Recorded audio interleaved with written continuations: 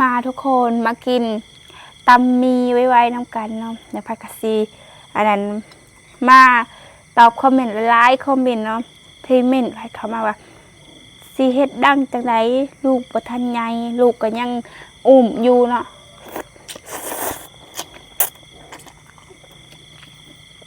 ใจพัดกับบ่ทันอยากเฮ็ดเนาะแต่ว่า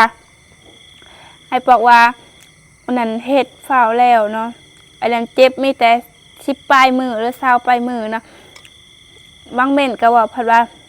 เมื่อยเอาลูกผู้เดียวในใจพัดอยากให้แม่พัดมาขึ้นมาอยู่นำเนาะแต่ก็ถ้าเบิ่งก่อนถ้าเบิ่งสถานการณ์ก่อน